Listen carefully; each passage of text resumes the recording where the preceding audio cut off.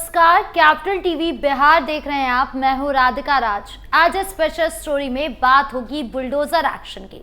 बिहार में आजकल एक नई हवा बह रही है। पहले जंगल राज था, जहां गुंडे, माफिया और अतिक्रमणकारी बेखौफ होकर सरकारी जमीन पर कब्जा करते थे।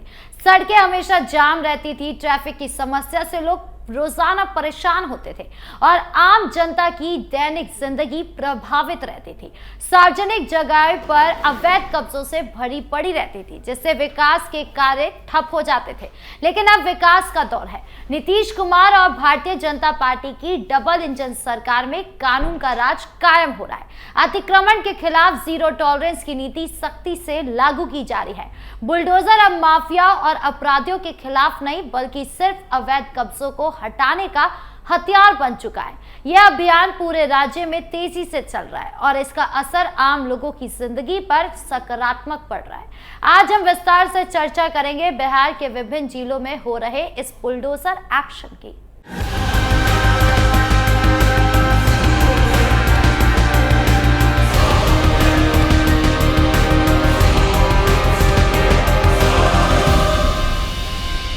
सबसे पहले फोकस करते हैं पश्चिम चंपारण जिले के नौतन प्रखंड पर।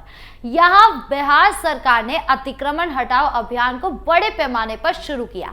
नौतन बाजार, नौतन गेस्ट हाउस के आसपास, मंगलपुर बाजार, कठैया गांव, गरीरी क्षेत्र और शिवराजपुर के मेला मैदान जैसे कई महत्वपूर्ण इलाकों में सड़क किनारे सरकारी जमीन पर अवैध दुकानें और निर्माण सालों से कायम थे।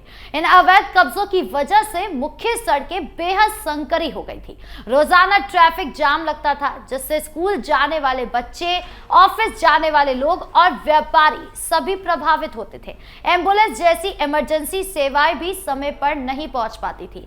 यहाँ स्थिति लंबे समय से बनी हुई थी और पहले के दौर में ऐसे अतिक्रमणों पर कोई कार्रवाई नहीं होती थी। लेकिन अब प्रशासन पूरी मुस्तैदी से काम कर रहा है।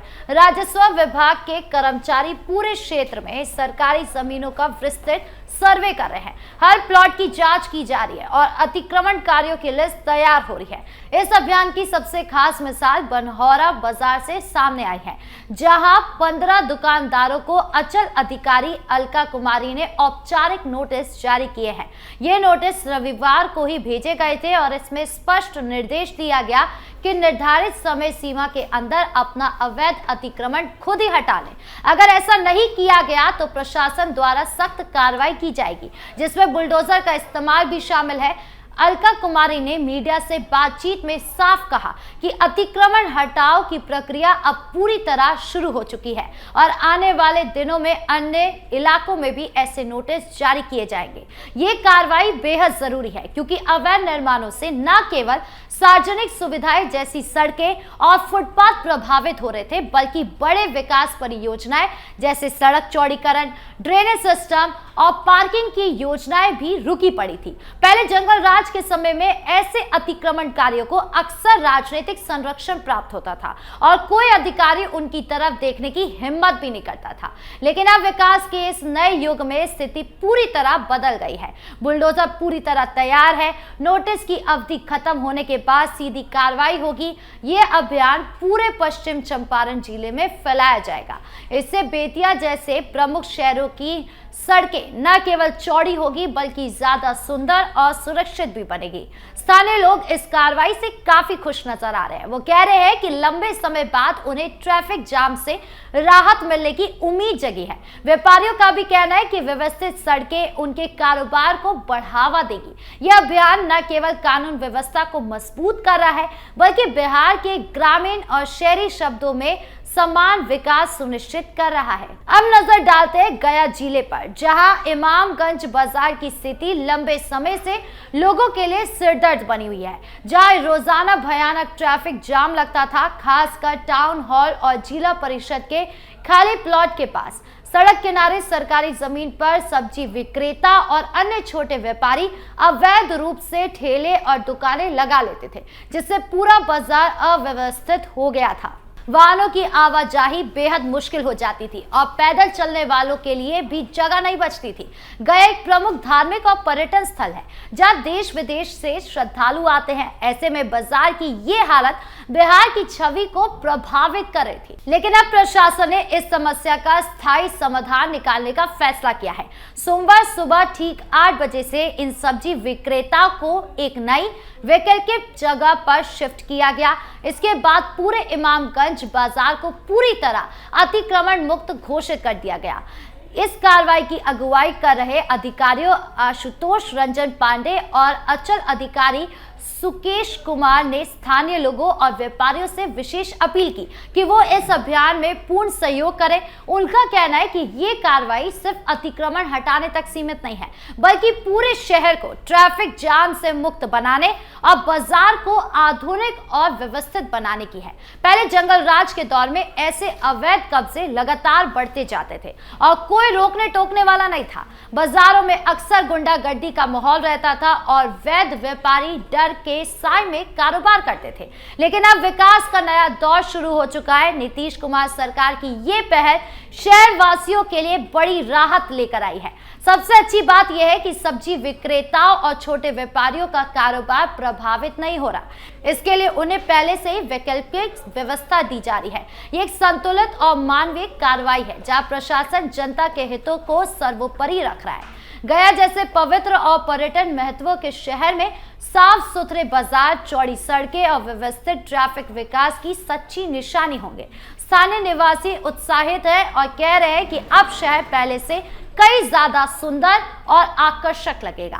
ट्रैफिक जाम की समस्या हमेशा के लिए खत्म हो जाएगी और पर्यटक भी यहां आने से ज्यादा सहज महसूस करेगा। यह अभियान गया के अन्य बाजारों और इलाकों में भी विस्तारित किया जाएगा, जिससे पूरा जिला एक मॉडल शहर की तरह विकसित हो सके।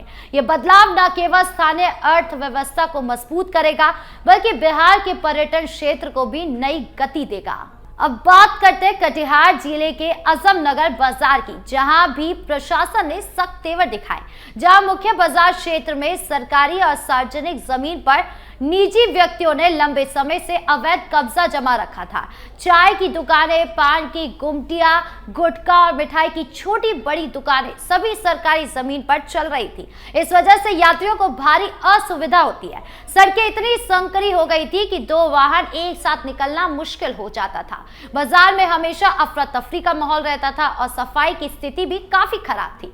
कटिहार एक व्यस्त जिला है जहां व्यापक और आवागमन दोनों ज्यादा होते हैं। ऐसे में यह अतिक्रमण पूरे क्षेत्र की प्रगति में बाधा बन रहा था। लेकिन अब अंचल अधिकारी रिजवान आलम ने व्यक्तिगत रूप से मौके पर पहुंचकर सभी अतिक्रमण स्थलों को चिन्हित किया है। सीओ ने स्पष्ट निर्देश दिए हैं कि बहुत जल्दी पूरे बाजार को अतिक्रमण मुक्त कर दिया जाएगा। ये कार्रवाई बेहद महत्वपूर्ण है क्योंकि अवैध कब्जों से सार्वजनिक सुविधाएं जैसे कि फुटपाथ, पार्किंग और सड़कें पूरी तरह बाधित हो रही थी। पहले जंगल राज के समय में ऐसे अतिक्रमणकारी पूरी तरह बेखौफ रहते थे और राजनीतिक दबाव की वजह से कोई कार्रवाई नहीं हो पाती थी। लेकिन अब विकास के इस युग में कानून सभी के लिए समान है, चाहे वो कितना भी प्रभावशाली क्यों ना हो। प्रशासन की ये सख्ती बाजार को पूरी तरह व्यवस्थित बनाएगी।